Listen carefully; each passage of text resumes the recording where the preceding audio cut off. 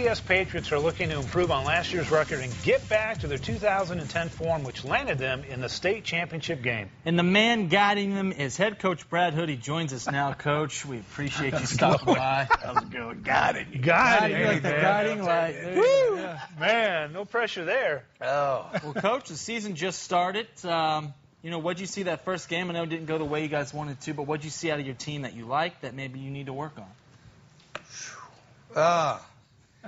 Saw a lot of turnovers that I didn't like, but we did some things well. We moved the ball at times.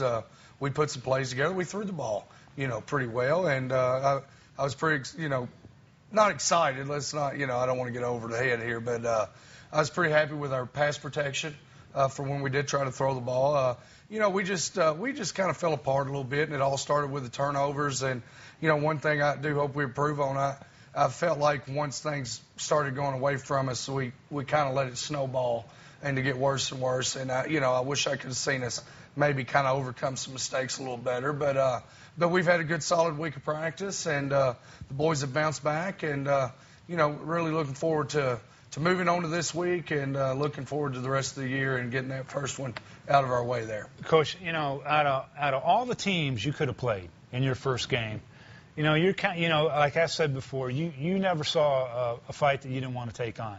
You picked the Bowling Green Purples, 5A state champions. You guys go out there and get after it.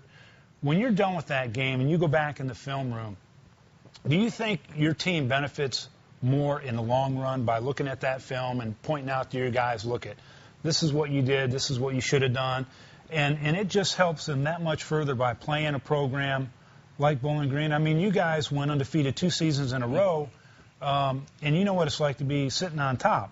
Right. So does that help your team? Well, anytime you play competition like Bowling Green, and the good thing about that is the next 9 games, I do not believe there's a Bowling Green on there. And, and we lived through it, and that was number one. We come out of it, with a few bumps and bruises, but, no serious injury. But we get to see speed that we don't get to see every week. Get to see size that we don't see every week.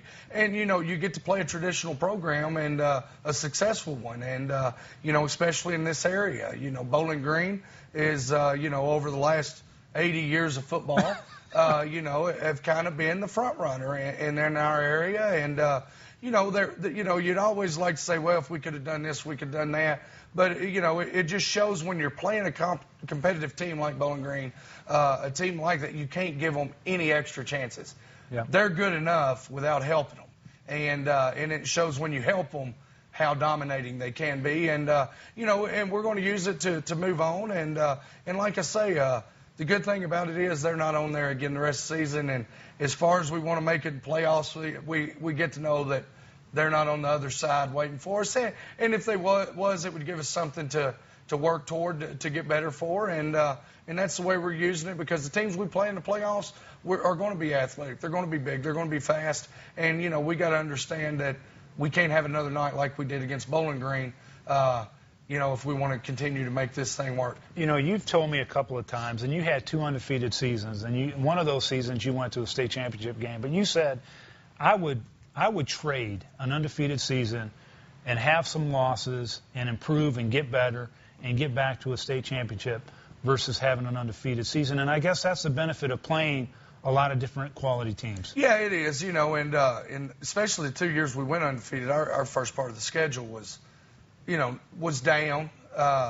and because we was coming off a 1-9 year, and when we made those schedules, so we were playing a lot of teams that we probably had no business playing, and with the more competitive then, who knows how if we'd have seen a little speed earlier and seen some size early, and we went on to state championship and and played a heck of a game against Boyle County, but who knows how that could have prepared us to have that loss early in the year, or, but I'm not one of these, you always hear right before March Madness, well, that's a good time to take a loss. There's never a good time to take a loss, but you never know how it might be different if you'd have played at Bowling Green caliber them first years other than a McLean County or somebody who's a lot smaller than us that we had on schedule then. Coach, everyone knew the one thing about you guys, you weren't going to back down, and one thing I noticed is defensively, you guys kind of came out and you gave them all you got early on, and for a couple stopped him a couple times, had some trouble with you guys. How did you feel how your defense had played early on? Well, you know, with the exception of the first play, the second play that they had from offense, and you know, we missed a tackle at the line of scrimmage on Blue, and you know, he's just too good of a football player to do that to. With the exception of that, I thought right up until the hook and ladder before half, our defense, you know, had us in position to be in the ball game. And they went in a few times with their back against the wall, and we held them, and you know, made them punt a few times, and that was key, you know. But then the longer we left them out on the field, and you know, our depth is one of our issues. We don't have that second unit that can run out there and play just as good as the first unit, and our kids got worn down from being on the field too long. You know, I think if we could have scored early, then our defense would have fought, you know, even better than they did. I think we just kept them on the field too much, and finally, as much guts as they played with, finally the worn out issue come to play into effect, and there at the end, I think it really showed. You know, Coach, talk a little bit about this district that you're in. Obviously, there are some teams that kind of reloaded a little bit, but there are other teams that lost a lot of skilled players. But you know, it's kind of up in the air. Yeah, and you put me on the spot the last time me and you talked about this. And you know, Breckenridge County, you know, is probably going to be the underdog, and just from current history, you know. But you know, Franklin lost a lot like us a few years ago.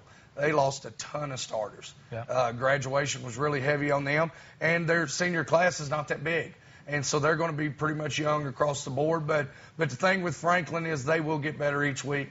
You know, they've got a new coach who's still putting in his system.